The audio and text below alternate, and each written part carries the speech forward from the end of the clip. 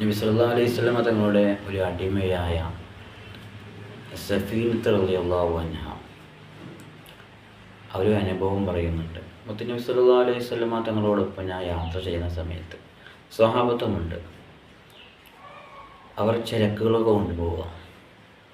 അപ്പോൾ അവർക്കതൊരു ഭാരമായി തോന്നി. ചരക്കുകൾ നല്ല ഭാരമുണ്ട്. അപ്പോൾ മുത്തുനബി സല്ലല്ലാഹു അലൈഹി വസല്ലം തങ്ങളോട് ഈ വിഷയം പറഞ്ഞപ്പോൾ മുത്തുനബി സല്ലല്ലാഹു അലൈഹി വസല്ലം സഫീനത്ത് റളിയല്ലാഹു അൻഹയോട് പറഞ്ഞു, അബ്സുത്ത് കിസാക, നിൻ്റെ ആ തുണിയുണ്ടല്ലോ അതൊന്ന് നീ ഒന്ന് വിരിക്ക്, നിൻ്റെ വസ്ത്രം ഒന്ന് നീ വിരിക്കുക എന്ന് മുത്തുനബി സല്ലല്ലാഹു അലൈഹി വസല്ലം തങ്ങൾ പറഞ്ഞു.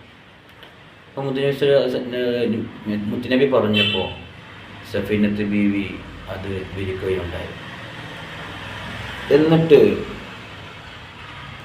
മുത്തുനബി സല്ലല്ലാഹു അലൈഹി വസല്ലം തങ്ങൾ ആ വസ്ത്രത്തിൽ ആ ചരക്കുകളൊക്കെ വെച്ചു. മുത്തുനബി പറഞ്ഞു, അന്ത സഫീനത്തു ഫഹ്മിലഹ, സഫീന അതൊന്ന് നീ ചുമന്നോ.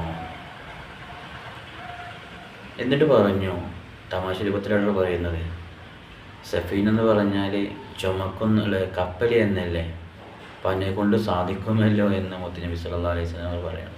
അപ്പോൾ സഫീനത്ത് എന്ന് പറഞ്ഞാൽ കപ്പൽ എന്നാണ് അർത്ഥം. എന്നിട്ട് സഫീന ബീവി റളിയല്ലാഹു അൻഹ പറയുന്നുണ്ട്, ലോ ഹുമില അലയ്യ വിക്റാനി വസലാസത്തുൻ വ അർബഅത്തുൻ വ ഖംസത്തുൻ വ സിത്തത്തുൻ വ സബഅത്തുൻ മാ സുക്കില അലയ്യ. എനിക്ക് 3, 4, 5, 7, 8 കിലോഗ്രാമുള്ള വസ്തുക്കൾ എനിക്ക് ചുമക്കാൻ പറ്റിയിരുന്നു അന്ന് മുതലേ. അപ്പോൾ മുത്തുനബി സല്ലല്ലാഹു അലൈഹി വസല്ലം തങ്ങളുടെ ആ ബർക്കത്ത് ഒന്ന് ചിന്തിച്ചു നോക്കുക. അപ്പോൾ മുത്തുനബി സല്ലല്ലാഹു അലൈഹി വസല്ലം തങ്ങൾ തമാശയിലുമുണ്ട് നബിയുടെ കാര്യങ്ങൾ എന്നർത്ഥം. അപ്പോൾ മുത്തുനബി അത്രത്തോളം സൂക്ഷ്മതയോടെ കൂടെ ജീവിച്ച മഹാനാണ്. അപ്പോൾ മുത്തുനബിയോടൊപ്പം ഉണ്ടായിരുന്ന ആ അടിമക്ക് പോലും അവിടുത്തെ റഹ്മത്ത് കിട്ടിയിട്ടുണ്ട് എന്നർത്ഥം.